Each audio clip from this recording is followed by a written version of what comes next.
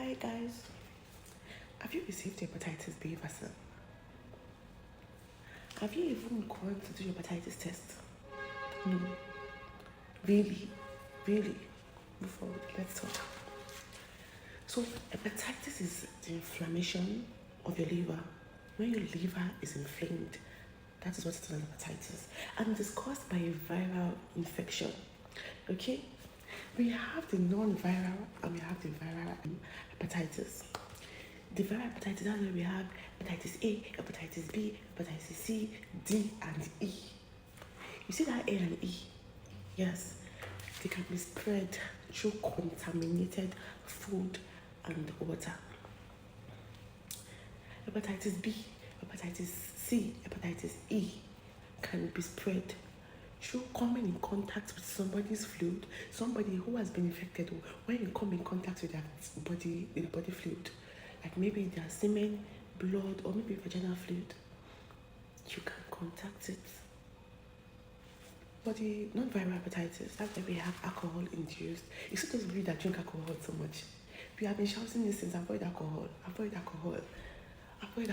It's damaging your liver, and not just that, it's causing scarring. At that point, you're prone to having hepatitis. But there are certain drugs that you can take that can also predispose you to having hepatitis.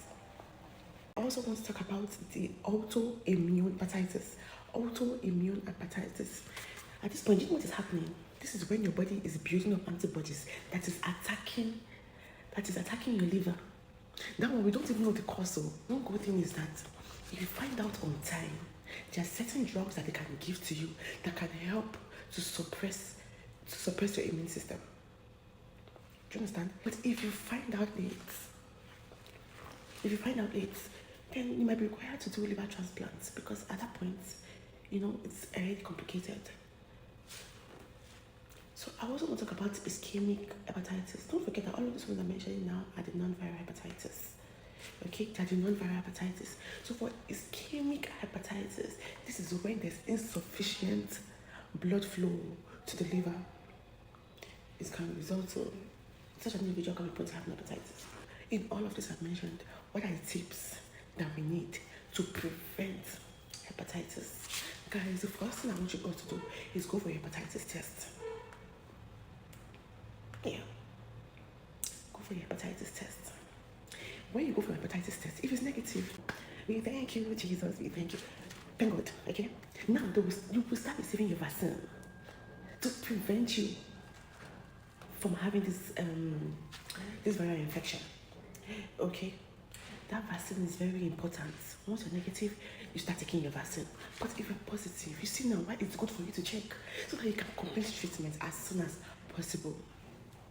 I mentioned that hepatitis A and E can be caused from contaminated food and water that we're taking. Now, how can this be prevented?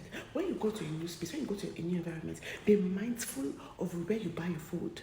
Be mindful of where you eat. Be mindful of the water that you drink. Especially when you're in a new area. When you get your fruit, wash them thoroughly. Wash your fruit thoroughly. Because you don't know how many hands have touched it. You don't know where it fell into. Also, don't share your razor, don't share your needle, and avoid sharing toothbrush. Okay, avoid sharing toothbrush, and do not touch spilled body fluid. Okay.